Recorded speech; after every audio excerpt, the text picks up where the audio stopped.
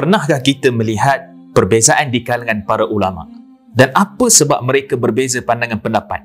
Bahkan lebih parah lagi, di kalangan para ustaz pun kadang-kala ada berbeza pandangan dan pendapat.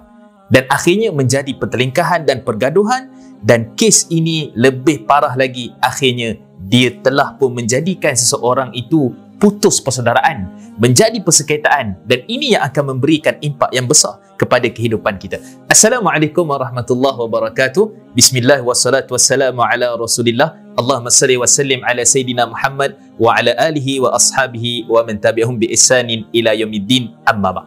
Anda semua di luar sana, alhamdulillah kita bertemu dalam sesi yang pertama. Kita membincangkan tentang perbezaan pandangan pendapat di kalangan para ulama. Dan ini menjadikan satu kontroversi dan menjadikan kita seolah-olah kadang-kadang bergaduh atas sebab perbezaan di kalangan para ulama.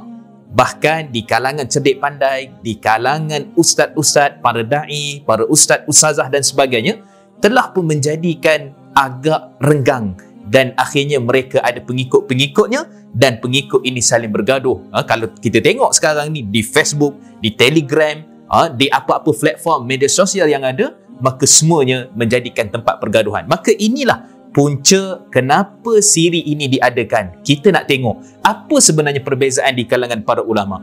Apakah yang di sana itu dikatakan boleh berbeza, tak boleh berbeza? Apa juga yang kita nak tengok dalil-dalil dan hujah-hujah, dan bagaimana kita nak berinteraksi dengan perbezaan di kalangan para ulama ini. Maka ini antara tajuk dan tujuan yang paling utama kenapa kita adakan siri ini.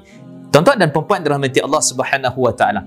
Bila kita berbincang tajuk perbezaan pendapat, kita berbincang tajuk yang kita panggil sebagai satu istilah yang kita gunakan sebagai khilaf dalam bahasa Arabnya.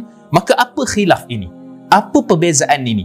Maka kata Imam Al-Jurjani dalam kitabnya At-Ta'rifat, khilaf ini maksudnya apabila dua kelompok ataupun dua kumpulan berbeza pandangan ataupun pendapat dalam sesuatu isu, khususnya dalam hukum hakam yang berkaitan dengan agama kita.